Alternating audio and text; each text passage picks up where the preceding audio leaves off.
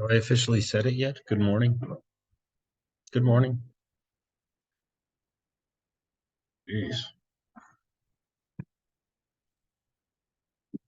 Fine. I take it back.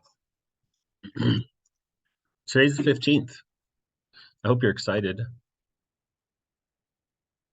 Halfway through November. We're still converting standard to Vertex. You should be pretty good at this by now.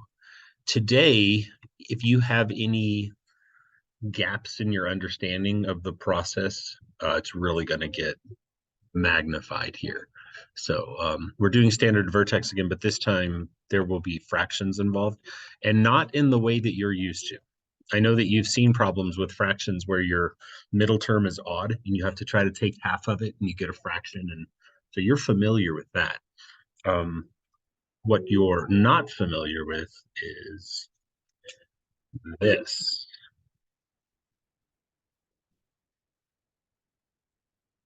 Yeah, this gets a little wacky.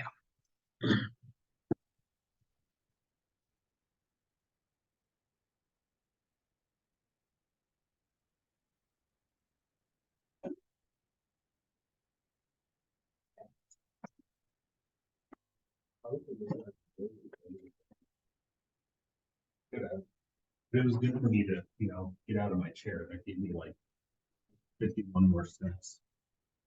I mean,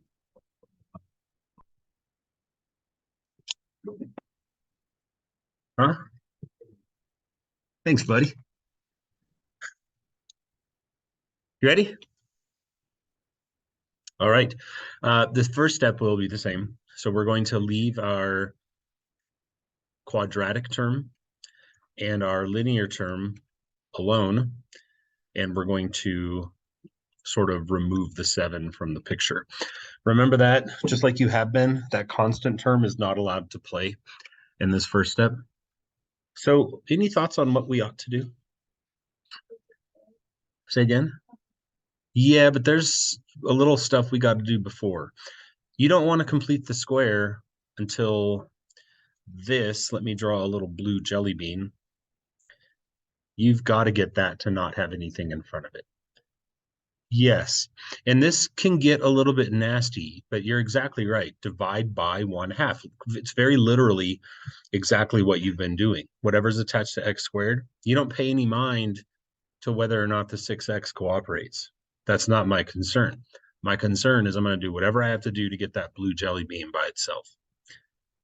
So, having said that, we are going to divide by the 1/2 or factor it out if you choose. You say that either way. And what's going to be left now, the first part, like that's unmissable. Obviously, if you pull the 1/2 off of the 1/2 x squared, duh, all that's left is x squared. What do you think is left of 6x? Exactly, 12x. Yes. Yeah, I know. And listen, as a normal human being, you would perfectly well think that if you take a half out of 6, you're like, well, I took a half of it. I got 3 left.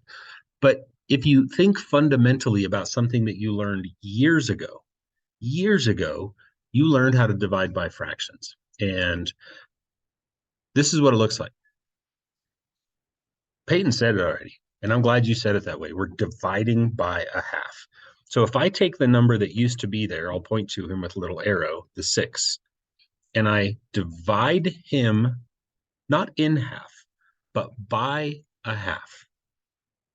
You've heard it said many times over and over again. Usually the phrase that comes back is copy dot flop, right? When you have to divide by a fraction, your thinking goes to, wait a second, I got to flip something and turn it into times. So I'm going to leave the 6 alone, not change it. And then I'm going to change it to times and put the 2 over 1. And there you see why it actually gets bigger when you divide. When you divide by something less than 1, your answer actually gets bigger. Dividing by a half is not the same as dividing by 2. Got that? So that's hurdle number 1 for today, is to learn that masterful art of how do you get the new middle term. And it does come down to fundamentals. You don't have to show the work like I've shown it in yellow every time, but that's what it would look like. And that's why it gets bigger. And now it's time to, yes, complete the square. So I'm going to put a little space at the end of those parentheses. And remember, the +7 is merely an observer for this portion of the problem. Now, some good news, this part of the process is completely normal and comfortable. And so I'm going to take half of 12, which is 6 squared is, so I'm going to add 36. And how am I going to erase the footprints of that plus 36? I'm going to subtract 18. Perfect. And again, what's happening here is this fundamentally is so much about what you've been practicing for the last day or so. And that is, I have to know when I point to a number right here, I have to know, you guys have to know that that is not a 36. I know it looks like a 36, like it's got the 3 and the 6. I thought that was a 36, but it's not. Because if you distribute the 1/2 on it, what is half of 36?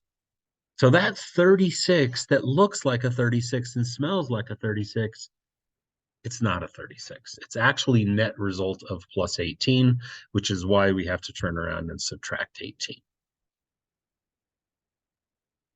Questions about that? Okay. At this point, the answer just falls off. It just boom, pops right out, and within 5 seconds, you're done. So we know it's now y equals 1/2 of what squared? Of course, yeah, good job. X plus 6 squared, that's same as always been. And then what's 7 minus 18? Minus 11, done. So that's example 1 of 4 today. And they'll get progressively more difficult in their own way as we go. Okay. All right, let's look at example number 2.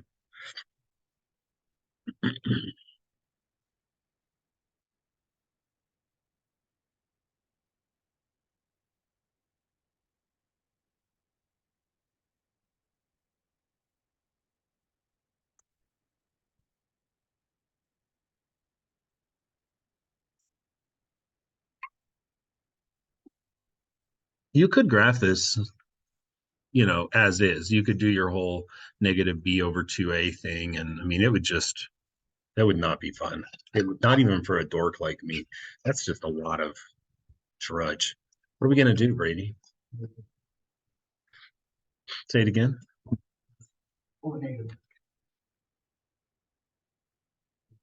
Divide. We're going to divide. Remember that when we pull something out, there's air quotes going on here. When what you're doing is called factoring, and factoring is just literally division. And so we're going to divide by negative 1/3, but we're only going to divide these first 2 terms that I'm underlining here. The minus 31/3, no matter how tempting it ever might feel, you leave him out. Trust me on this one. Just kick him out, vote him off the island.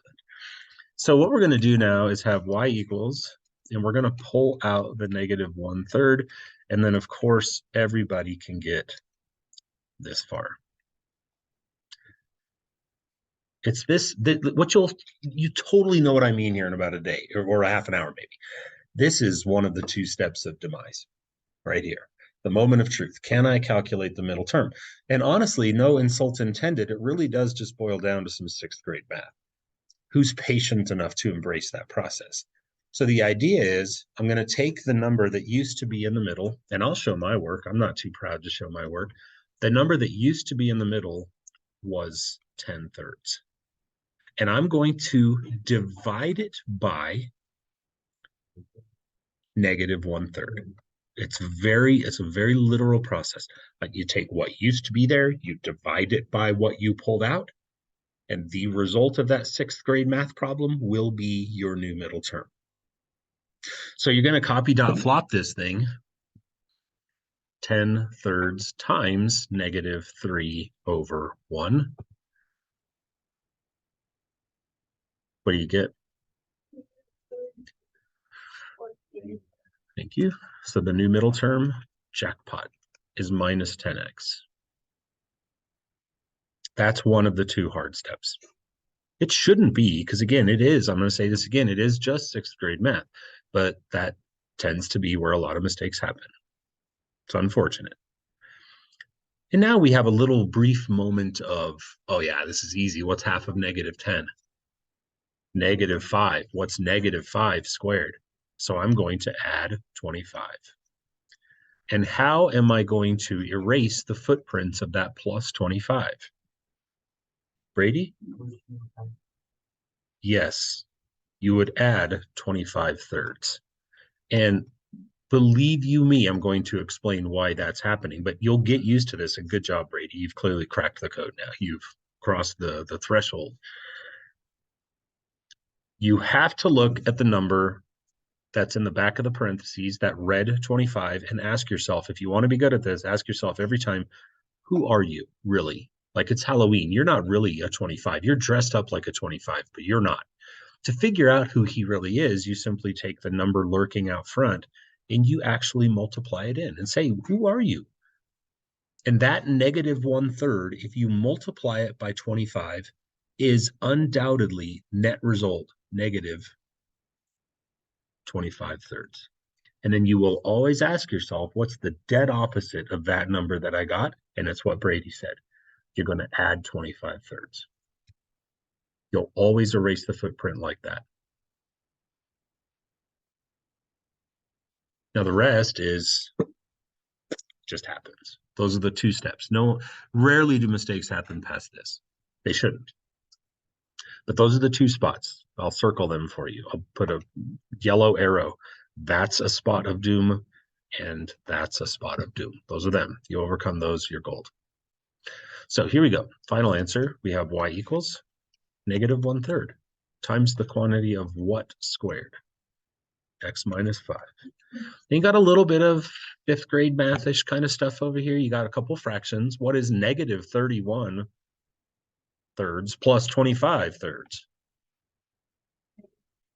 Yes, so all of this right here, net result is negative 6 thirds, which of course we know as negative 2. It's very difficult to believe, at least I think, that this equation up here in the green box is identical mathematically to this equation. But if you surveyed 100 people and said, which one would you rather graph? All 100 would, of course, choose the bottom one. The vertex is quickly identifiable in the bottom. You're like, oh, it's 5, negative 2. The graph opens down. It's a fatty. That was easy. Right. Okay. 2 down, 2 to go. Next one.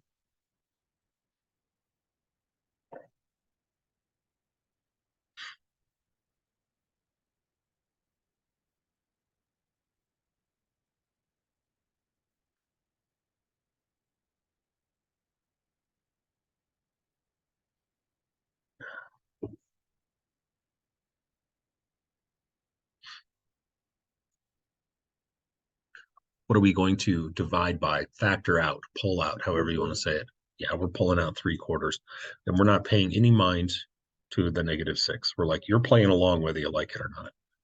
19, you can go take a break. Go send some snapgrams or play on tic-tac for a while or whatever. So we're going to have y equals, we're going to pull the 3/4, and we're going to be left with x squared. We're going to leave quite a large space there for the work to come. And then we're going to vote the plus 19 off the island. Get him out. Boot him.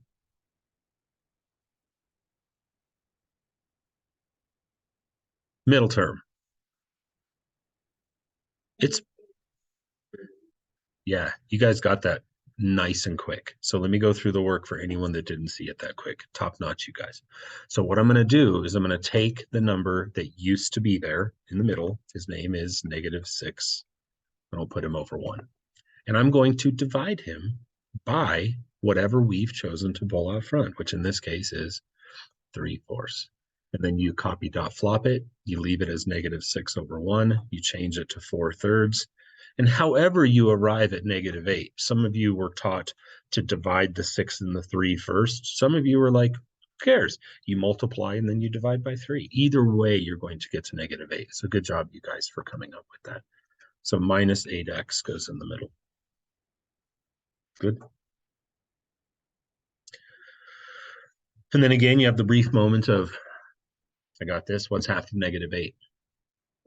-4 squared, 16. And you know my antics by now. Like, you're not ever going to answer this question wrong again. You fell for it right at the beginning of class, but that was quick. You were a little rusty. How do we erase the footprints of a plus 16? It's not with a minus 16, is it? No, we're not going to fall for that again. We know that we have to unveil that true identity of that 16 by multiplying him by 3/4. So if I do 3/4 times 16, I get 12. So you look at that 16 and you're like, I know you. You're not really who you say you are. You're a 12. I see you're a 12. And you're a positive 12 because a 3/4 and a 16, both being positive, net out to a plus 12, which means to erase his footprints, we apply a minus 12.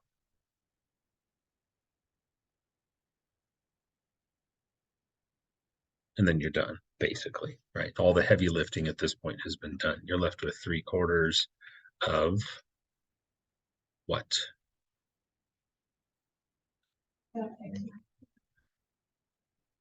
You're fine. That's it. Good. How we feeling? Good?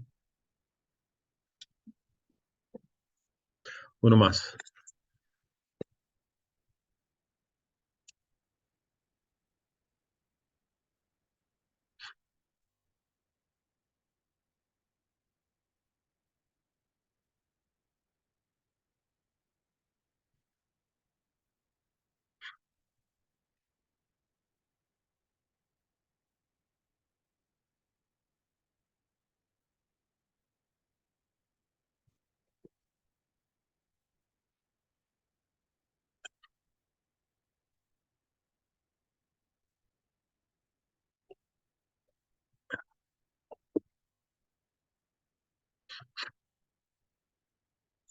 What are we going to pull out?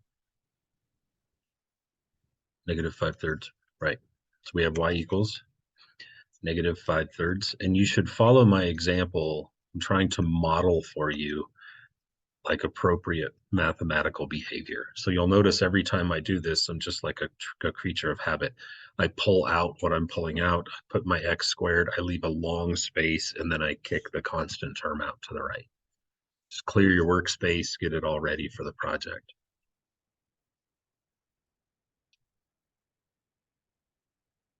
And this is the moment where, I can't look at a room of kids and say who's got this figured out. I know Brady does because he's answered it, and I know a couple others of you have answered it, but there's a math problem here, and you got to isolate it. You got to say who used to be in the middle is -40/3. I'm going to divide it by who I pulled out, who's -5/3. Those are the only two numbers on the board right now that matter to me.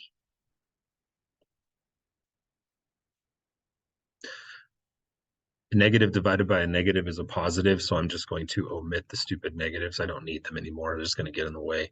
So I have 40/3. I'm going to multiply by the reciprocal 3/5, and you see it.